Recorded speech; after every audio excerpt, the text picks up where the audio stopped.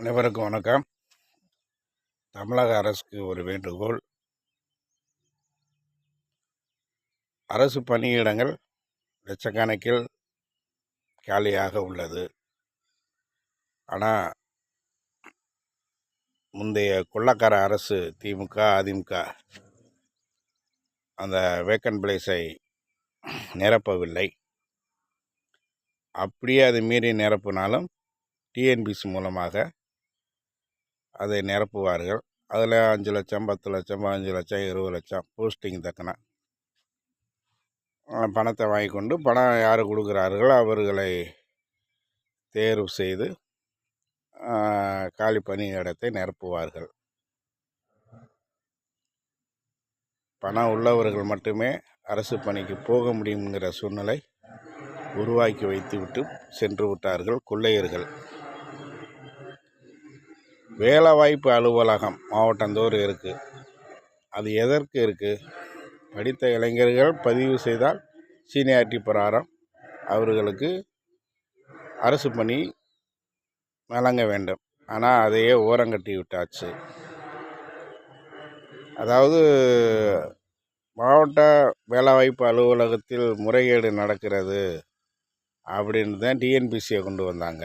இப்போ டிஎன்பிசிலையும் முறைகேடு தான். கொள்ளையர்கள் எந்த இடத்துல எப்படி வேணாலும் கொள்ளையடிக்கிறதுல குறியாக இருக்கும் பொழுது அது எப்படி நிர்வாகம் இருந்தாலும் அது குளறுபடி தான். அது ஒரு பக்கம் போகட்டும். இப்போ புரட்சி குழந்தைகள் மூலமாக புரட்சி செய்து ஆட்சி பிடித்து இருக்கும் அண்ணன் விஜய் அவர்களுக்கு வேண்டுகோள். வேலை வாய்ப்பு அலுவலகம் மூலமே அரசு துறைக்கு ஆட்களை தேர்வு செய்ய வேண்டும் என பணிவுடன் கேட்டுக்கொள்கிறேன். அப்பொழுதுதான் கிராமப்புறத்தில் உள்ள இளைஞர்களுக்கு வேலைவாய்ப்பு கிடைக்கும்.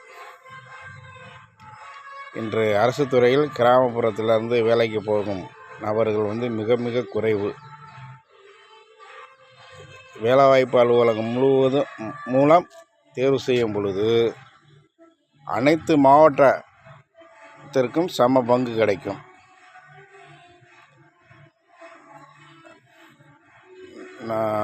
சிட்டியில் உள்ளவர்களுக்கும் கிராமத்தில் உள்ளவர்களுக்கும் அனைவருக்குமே அரசு துறையில் வேலை பார்ப்பதற்கு வாய்ப்பு கிடைக்கும்.